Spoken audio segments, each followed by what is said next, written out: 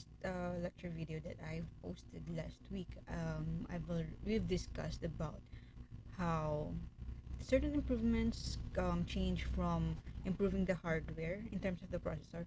So they change it from adding more components in the hardware or more powerful hardware components. They change it into they're trying to make the computer smarter or more improved and more advanced in terms of improving the processor, the interpreter side or the software side. So here we're now gonna discuss again or redefine RISC and CISC architecture in terms of the processor side. So last time we've mentioned RISC and CISC in terms of the instruction set architecture. So ngayon naman pag-uusapan natin siya sa point of view or sa characteristic as a part of the processor organization. Now, during the late 1970s, there was an experimentation with very complex instructions made possible by the interpreter. So that I've mentioned last week. Na what they did was, why not introduce more one complex instruction instead of giving it a multiple simple yet a lot of instructions. So make it one time big time, but let's see if where in its characteristic or where in its benchmark will it improve. So designers try to close the semantic gap between the machines could do and what high level programming language is required. So instead of giving that gap an answer using the hardware components or improving the hardware, they tried to close the gap between the machine and the language or the high level programming language by making the interpreter smarter. So hardly anyone thought about designing simpler machines. Just as now, not a lot of research goes into designing less powerful operating systems, networks, word processors, and etc. So 1980s, David Patterson and Carlos Sekin began designing VLSI CPU chips and that did not use interpretation or they did not use interpreters. So they coined the term RISC and kumbaga ang ginamit nila yung concept ng RISC, reduced instruction set computer pa rin or architecture pa rin, pero of course they though it's the same concept, they named it VLSU CPU chips. So ang if RI or RISC computers is referring to the instruction set that the computers can do, ang ginawa ni Patterson and Carlos Ikin is, I will create a CPU that will um, work the same way or the same concept with the RISC architecture, but it's actually a chip that is in the RISC side of characteristic or properties. So we will call it VLSI CPU chips. So slightly after, in 1981, across the San Francisco, John Hennessy designed and fabricated a somewhat different chip called naman the MIPS or MIPS. So the VLSI CPU chips is from Patterson and Sikin, which is kumbaga is an adaptation for the RISC computers, pero CPU chips yung kanilang kinreate, and then MIPS naman ang kinreate ni Hennessy. So these chips evolved into commercially important products. From VLSI, we have MIPS, we have Spark, respectively. So these are the chips or mismong processor na that different chips that was fabricated and or was designed and was created during this time 1980s. So these new processors were significantly different from than the commercial processors of the day. Kumbaga, how different are they? So these new CPUs did not have to be backward compatible with existing products. Their designers were free to choose new instruction sets that would maximize total system performance. So what they did with these new processors that they introduced is that, you know what backward compatibility means? It means even if I'm a new version, I can still adapt into the older version. Parang Microsoft Word, kahit na 2009 ako, if I am backward compatible, so I can be opened using kahit 2016 ako, 2021 ako, ma-open ako kahit 2016 mo ako buksan. So that's backward compatibility. So these new processors or these new CPUs doesn't have to be backward compatible, hindi niya kailangang alamin kung ano yung mga instruction set that was introduced by the other commercial processors or commercial chipsets that was available in the market. Kumbaga, hindi ko na kailangang alamin kung ano yung alam nila. The designers were free to choose new instructions um, that can be implemented or be included in my computer. Kaya nga kanina sabi natin sa 1980s during Patterson, ang ginawa nila ay gumawa sila ng VLSI CPU chips na did not use interpreter, but kumbaga ginamit nila yung idea that it can adapt the concept of or it is a RISC computer. So while the initial emphasis was on simple instructions that could be executed quickly, it was soon realized that designing instructions that could be issued or started quickly was the key to good. Kumbaga, the point now is that the key to good performance is not on how many it can do, but how quickly it can do. Parang how quickly it can perform the instruction. Not gaano karaming simple instructions that you can perform versus ito, I can just perform one instruction, a very a complex instruction, but I can do it very quickly compared to many series of simple instructions that I can perform at the same time. Now, how long an instruction actually took, or the time that you actually performed or finished an instruction, matters more than how many could be started per second. So, mas importante yung gaano kabilis mong natapos ang isang instruction other than gaano karami yung nasimulan mo per second. So, that is regardless of natapos or hindi. So, at the time these simple processors were being first designed, the characteristic that caught everyone's attention was the relatively small numbers of instructions available. So, typically around 50 instructions lang. Nung mga panahon na yon, 50 instruction lang yung available number of instructions na ina-adapt or kaya na i-perform ng mga processors. Then the acronym RISC stands for Reduced Instruction Set Computer because there are reduced instructions that the computer can understand or can perform. So it was contrasted, and we've already known na naging contrast niya yung Complex Instruction Set Computer, which is the CISC. Now, these are just some of the description of the RISC and CISC designs in terms of their characteristics in the processor organization. So, reduced instruction set computers are made up of simple instructions, small instruction set, odd bit. So, operands are assumed to be in processor registers. So, they are operating in the registers of the processors. So, they are not operating in the memory. So, which is kind of good because it's faster when the processor just communicates with the registers rather than getting all the operands and getting all the data from the memory, right? So it is a simplified design, and some of the examples are ARM and DEC Alpha. So now we call it compact. And the history of compact. Compact is now parang nag-merge na sila with HP, Hewlett and Packard. So, kaya nagkaroon ng HP Compact na model because that's HP plus Compact until HP na lang siya. So, but back then, Compact was actually a separate manufacturer ng mga computer components or computers. Now, let's discuss about the CIS, the complex instruction set computers. So, by the word itself, it's complex instructions. So, it has larger instruction set.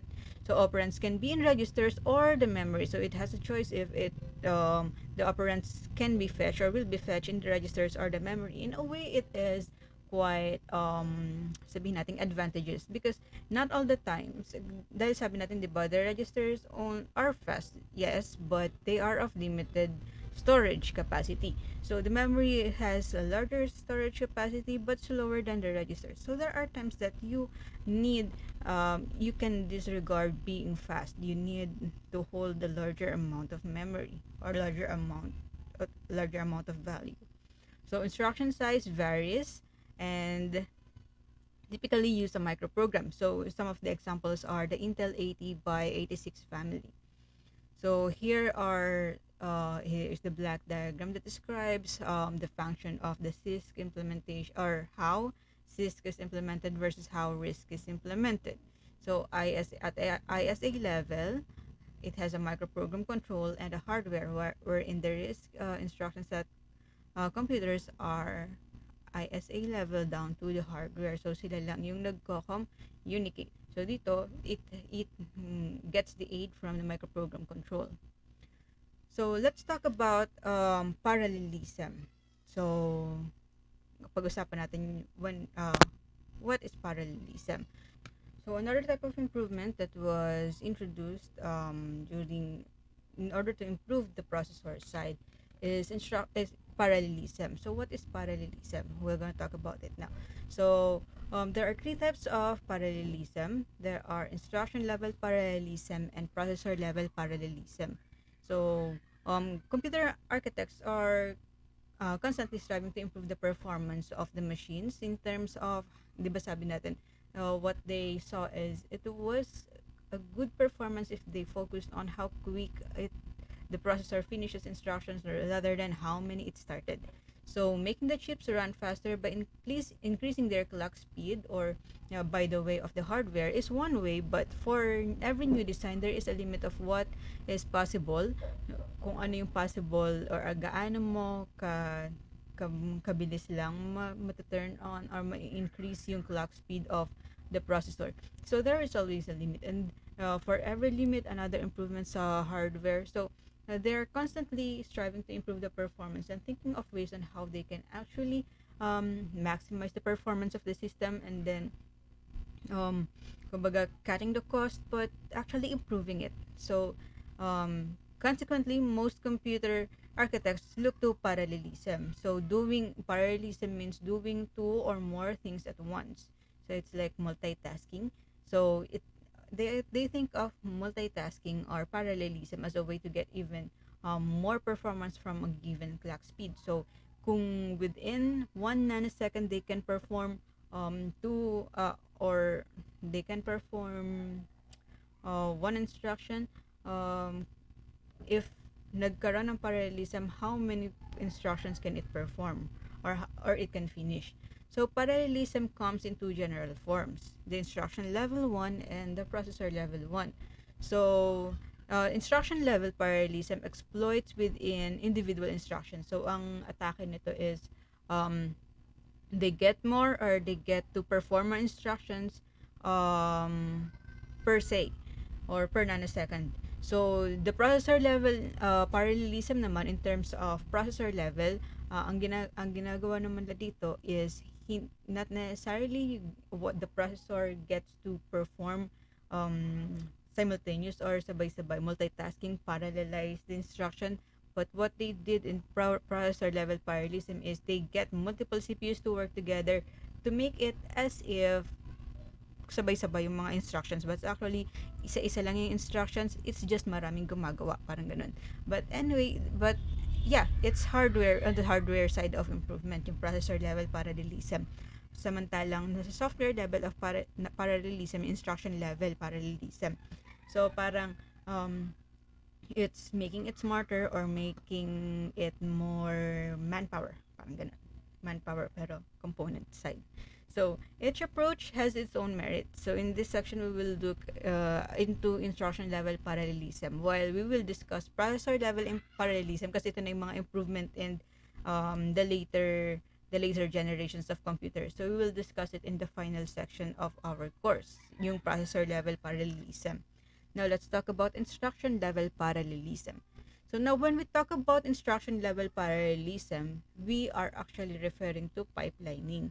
So it has been known for years that the actual fetching of instruction from memory is the major bottleneck in instruction execution speed, wherein I have to perform the FDOS, fetch, decode, operate, operand, execute, and then save or store, and then I can never start another instruction unless I get to the save part.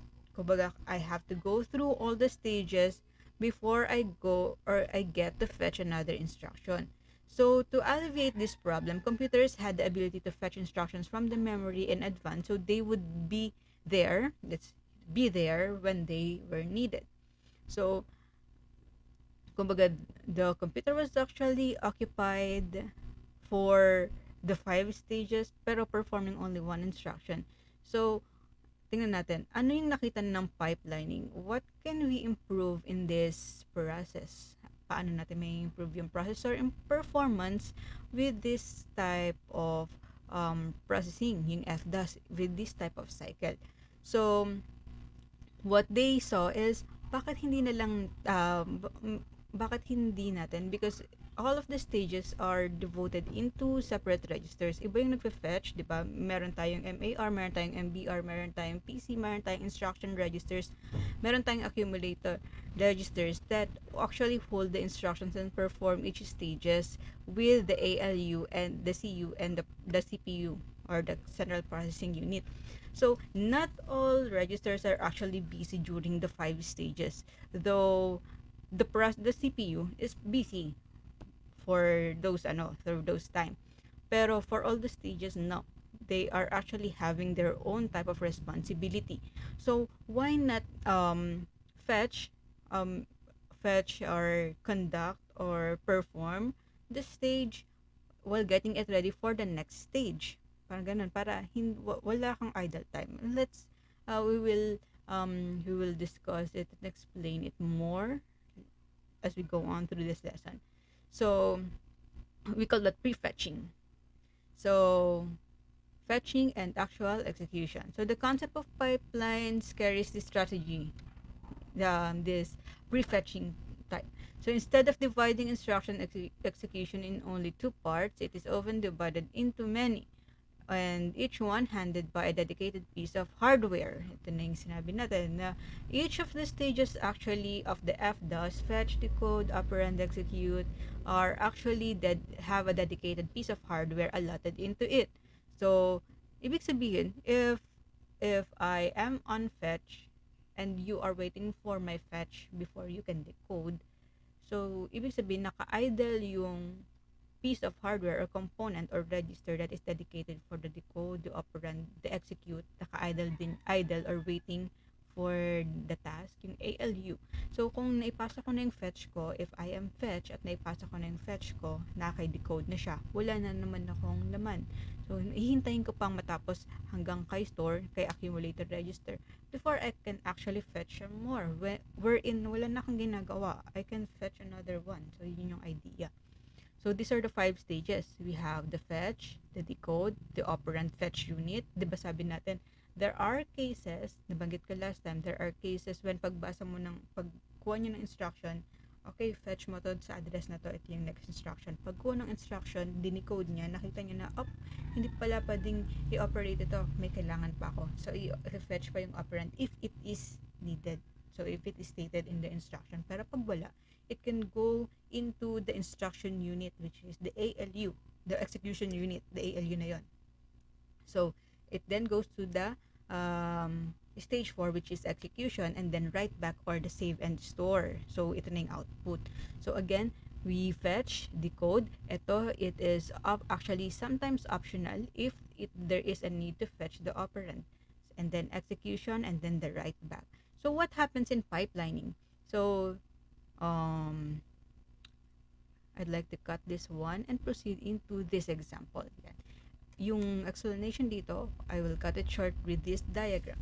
So this is what happens in the actual clock cycle without the pipelining. So this is called the serial execution.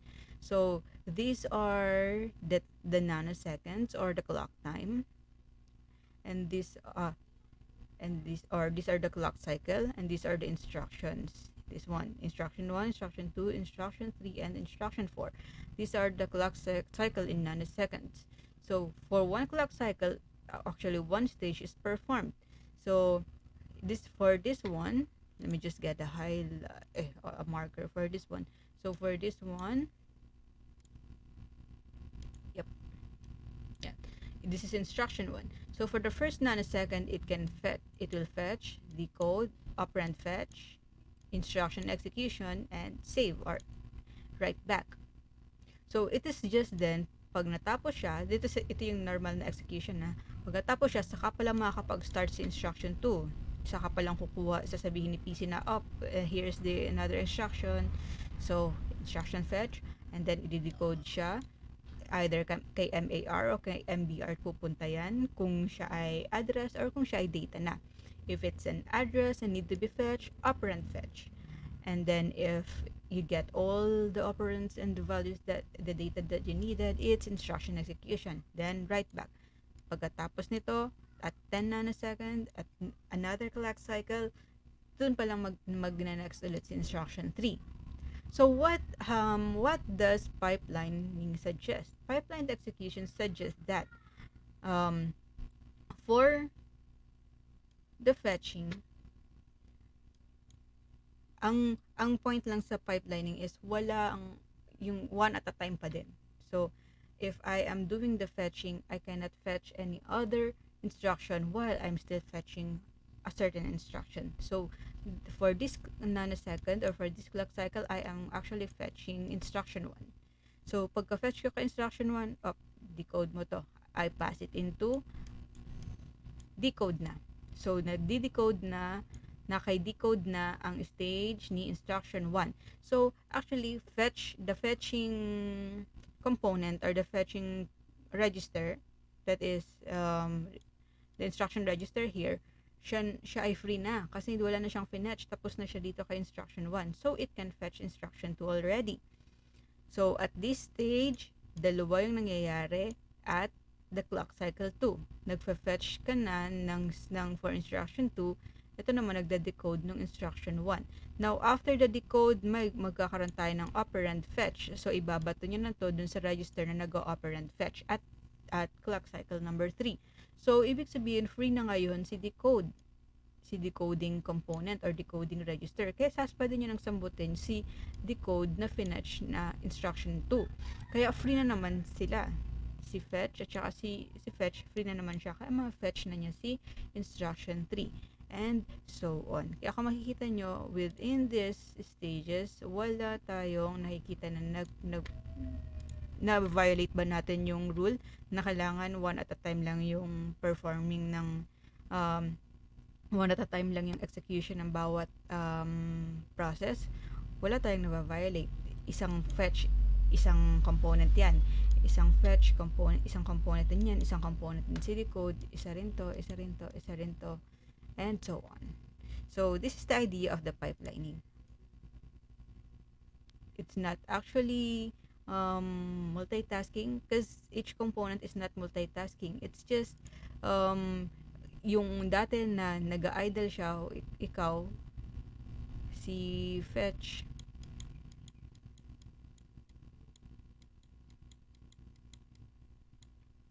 busy lang siya sana sa 1 at saka sa 6. Hinihintay pa kasi niyang matapos ito kasi yun yung sa serial execution. Ang busy lang siya ay sa 1, 6, 11. Samantalang dito, busy siya sa 1, 2, 3, and 4. So, na-maximize natin yung time na siya nag-work na wala siyang ginagawa.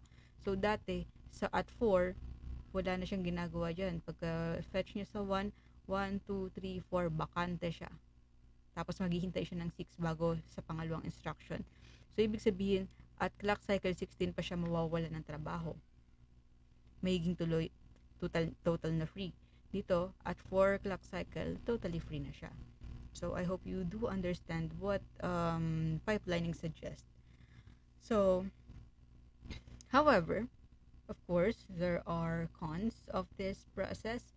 So, we have to call this hazards. Pipelining has some hazards. These are the resource, the data, and the control hazards. So let's try resource hazards. So what happens in resource hazards is that what I didn't mention in the pipelining concept or description here is the fact that I actually intentionally left it out para ma-understand natin muna yung idea or the concept of the pipelining. However, there is this hidden or underlying another concept included in the pipelining. Its stages is actually performed. Some of the stages are performed by the same set of components or registers. Say we have when the PC points to the instruction, yung pointer or yung address niya is fetched by the MAR. So the memory address registers takes care of the instruction that was fetched from the PC. So sabi ni PC, oh, ito yung next na instruction. Oh, I will go and get it from the memory. Now, after it gets from the memory, decode it, instruction register. So si instruction register ang taga-decode o taga-interpret what type or what kind of instruction was fetched from the memory. So, during the operand fetch, ito yung sabi natin, there are cases when the instruction pagka-decode, um, the process or the components realize that, oh, we still need some operands here. So you have to fetch the operand. So then again, we have to call out MAR for this one. So MAR, go fetch this operand in the memory. So, yep. So after fetching the operand in the memory, you can now give it a go in the execution, which is, sino ang nag-execute ng instruction? We have the ALU. So the ALU either writes it back or stores it into the memory, or it uses the accumulator register. So ACC. So kung makikita natin, these are actually some of the more likely conflicts that we might encounter. So we will of course encounter if magkakasabay ang instruction fetch at operand fetch. And there are cases when if it writes back into the memory, hindi tayo makakapag-operand fetch at instruction fetch. Swerte natin kung it writes back only in the accumulator register. So we don't need to be hazard by or delayed by or idled by the use of the memory. So what happens? So sabi natin, ang isang component can only perform one instruction at a time. So nasunod naman natin yan sa pipelining kasi sabi natin, kapag idle lang ako, kapag wala akong ginagawa, saka lang ako makakapagsimula ulit ng ibang gawain from the other instruction. So it follows here, wala akong ginagawa, I can fetch instruction 1. So si MAR at si M ang nandito. So let's give it a 1, 2, 3, 4, 5. So si 1 takes care of this one. So wala siyang ginagawa. So wala pang magawa yung ibang registers kasi wala pa naman, kasi kailangan tapusin muna yung clock cycle. Ganun pa rin sa dati. Now that I'm done fetching it, ibabato ko na ngayon kay IR. So IR is now decoding instruction 1 at the second clock cycle. Wala nang ginagawa at this clock cycle, wala nang ginagawa si MAR. Kaya maaari na siyang mag-fetch ng another instruction. Wala tayong nababiolate kasi it's still one instruction or one process at a time. Now, at clock cycle number 3, wala nang ginagawa ngayon si IR. Kaya pwede na niyang i-decode ang instruction number 2 na finetch ni MAR. However, we have an operand fetch here. Ibig sabihin, may gagawin ngayon si MAR at M. So, hindi siya makakapag-fetch sa point na ito. So, it cannot fetch at this point. Now, at clock cycle number 4, instruction executions is by the ALU, which is 4. Operand fetch is by the MAR.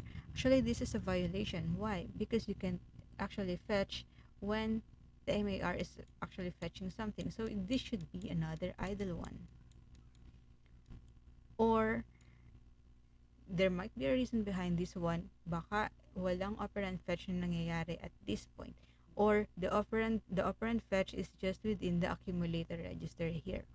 Pero, that is much complicated idea. I-assume natin that every operand fetch muna at this point. Every operand fetch that we are fetching happens in the memory.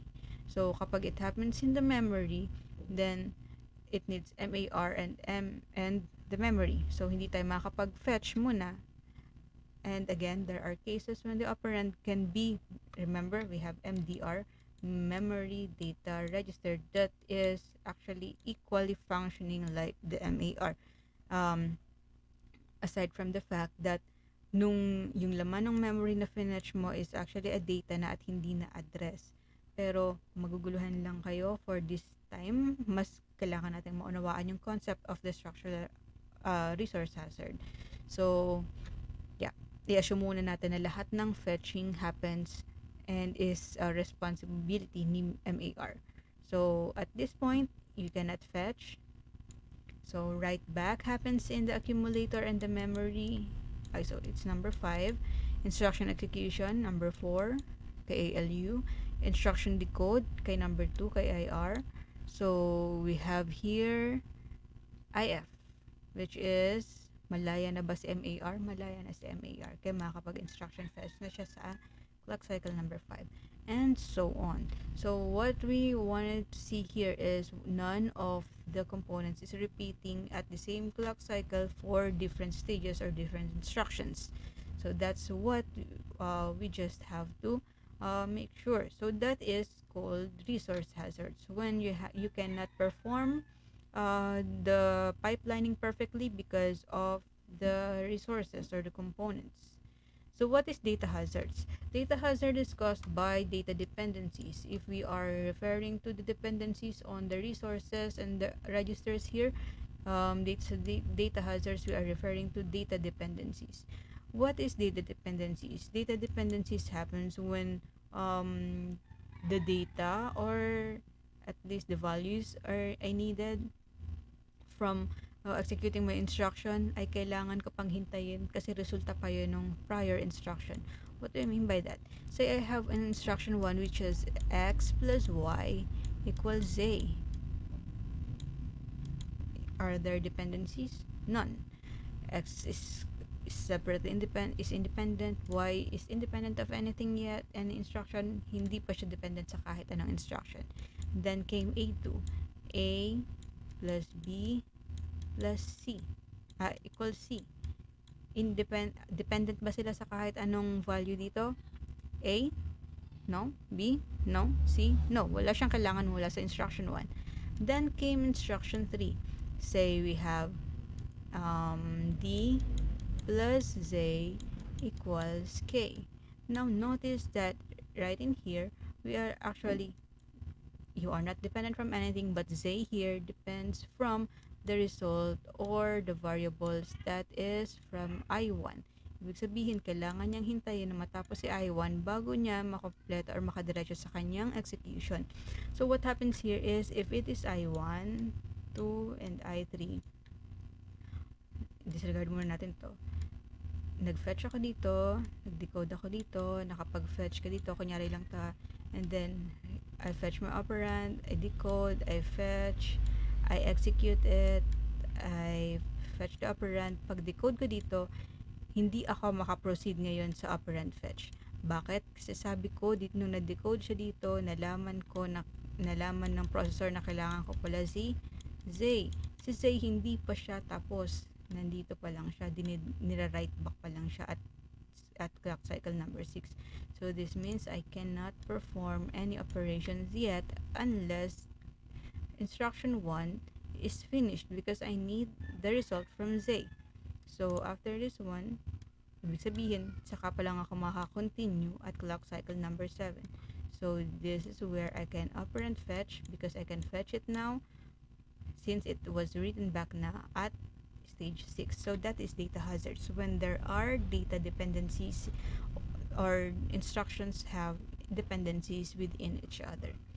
So control hazards naman happens, parang din siyang data dependencies, aside from the fact that it's more on the side of the for dupings and the conditional statements. So kung yung sa instruction mo holds conditions and loops conditionally based on the prior instruction, then it is a control hazards. Hindi siya makakapag-proceed or hindi siya makakapag-perfectly pipelining because of the dependencies during the conditions and the branching. So this is the topic for the processor organization. So some of the concepts on the processor organization will or regarding the processors and improvements or for the later part of the computer system generations will be discussed during the finals. So I hope that this comes clear. If anything, you can ask me and make me clarify some of the concepts that you've missed.